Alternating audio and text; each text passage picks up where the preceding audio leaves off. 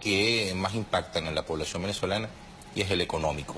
Se ha utilizado el arma de la inflación no solamente contra el bolsillo del venezolano, sino contra la moral, y se ha intentado mellar la moral del venezolano con un arma tan terrible como es el de la inflación, que forma parte de esa guerra económica. Hay sectores que parecieran o que pretenden que Venezuela se olvide de todo lo que ha vivido, de todas las sanciones que han habido contra nuestro país, de lo que significó a nivel económico la guarimba en Venezuela.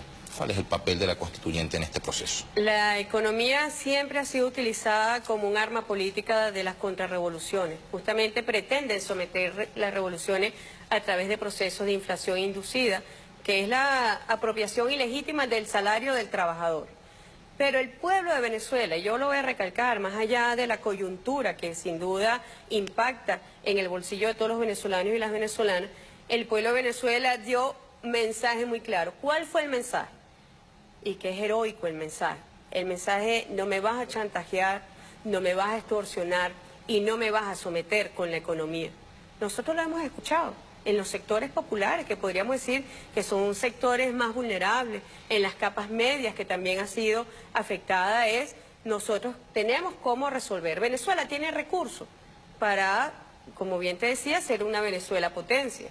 Y lo hemos demostrado porque incluso en el marco de un bloqueo financiero salvaje, y bueno, nosotros lo vimos, nuestros deportistas se les impedía asistir a eventos deportivos, competencias internacionales, porque los corresponsales bancarios no aceptaban el pago de Venezuela, o a través de la adquisición de medicamentos de enfermedades crónicas en nuestro país, que también cuando íbamos a cancelar para la importación de estos medicamentos, sencillamente negaban el pago porque había un bloqueo financiero estatuido por el secretario del Tesoro de los Estados Unidos de Norteamérica. Es decir, hay un bloqueo real, financiero, comercial, contra nuestra patria, que sin duda ha impactado, y además tenemos la opción del marcador de la moneda, de la divisa norteamericana, bueno, que realmente enloquece los sectores comerciales del país, y esa combinación que es la guerra económica, el pueblo de Venezuela, la guerra económica no la trajo la constituyente, ¿no? La guerra económica la estamos padeciendo y ha recrudecido este año, pero la estamos padeciendo desde el año 2014, como bien lo denunció en su oportunidad el presidente Maduro, cuando todavía no se entendía de qué se trataba la guerra económica, porque el enemigo no era visible. Ya el enemigo es visible. El señor Donald Trump firma un decreto, una orden ejecutiva estatuyendo un bloqueo financiero contra Venezuela, un bloqueo comercial contra Venezuela, aplica sanciones a funcionarios que tienen funciones muy específicas en las transacciones financieras en el mundo financiero internacional. Ya el enemigo tiene rostro, se llama Donald Trump, se llama Estados Unidos de América, es decir, ya eso que nosotros intuíamos en el año 2014, porque esto lo venimos padeciendo desde el año 2014, Venezuela, a pesar de su solvencia financiera, no accedía a los mercados financieros internacionales, sino a través de penalidades muy fuertes. Así que ese proceso que se ha venido dando contra el pueblo de Venezuela, contra las mujeres, contra los niños, contra los adultos mayores, que podríamos decir son los sectores más vulnerables de la población, bueno, tuvieron una respuesta. La respuesta es: no nos van a chantajear con la guerra económica. Y esto no, la guerra económica o la instrumentalización de la economía con fines políticos ha estado desarrollado en la Segunda Guerra Mundial, contra Rusia, contra Irán, contra Cuba, es decir, contra países que de alguna u otra manera no están alineados con centros imperiales, con países que de alguna u otra manera se oponen al belicismo, que se oponen al unilateralismo. Y nosotros, bueno, yo creo que eso de alguna forma también es un reconocimiento a la posición digna que ha tenido el pueblo de Venezuela de no someterse y de no arrodillarse. Aquí los únicos que se han arrodillado a los mandatos imperiales son los factores políticos de la oposición venezolana, pero el pueblo nunca se ha rendido, ni se ha arrodillado, ni lo han sometido. Ahora, ¿cuál es el desafío que tiene hoy no solamente la constituyente, el pueblo de Venezuela? Bueno, bajo la conducción del presidente Nicolás Maduro, es justamente como una sola fuerza, como un solo pueblo. Eso no es un tema de una ley o de una decisión del presidente Maduro, porque es la batalla política.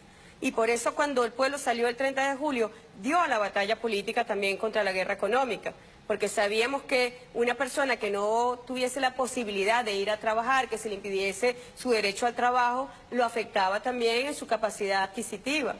Sabíamos que las elecciones del 15 de octubre consolidaban ese proceso de paz y de tranquilidad, y al existir la paz política, inmediatamente viene la paz económica. Bueno, pero aquí arreciaron a través de los precios guarimberos y enloquecieron los sectores, básicamente comercial. En este momento, Venezuela acaba de cumplir un compromiso internacional. Cuando se aborda el tema económico debe hacerse como un conjunto. Porque ¿qué busca el enemigo? ¿Qué busca la oposición venezolana a través del boicot en la distribución de productos de primera necesidad, medicamentos y alimentos? Busca que el pueblo se moleste. ¿Qué buscan con el dólar guarimbero y los precios guarimberos? Buscan la explosión social. Y hasta ahora el pueblo de Venezuela ha dado respuesta política a través de los eventos electorales. Ya falta muy poco para que empecemos un 2018. ¿Qué le dice, más allá de la presidenta de la Asamblea Nacional Constituyente, qué le dice Delcy Rodríguez al pueblo venezolano sobre el nuevo año que ya viene dentro de poquito? Bueno, que a pesar de las dificultades que pretenden imponerle a nuestro país, de todo ese linchamiento a nuestra identidad, a la venezolanidad, bueno, Venezuela está saliendo adelante. Venezuela está construyendo, te lo decía recientemente, cuando vemos nuestros programas sociales, cuando vemos nuestros programas en educación, toda sociedad tiene sus bases, y lo decía nuestro libertador. Moral y luces son nuestras primeras necesidades, son los basamentos sobre los que se construye una sociedad.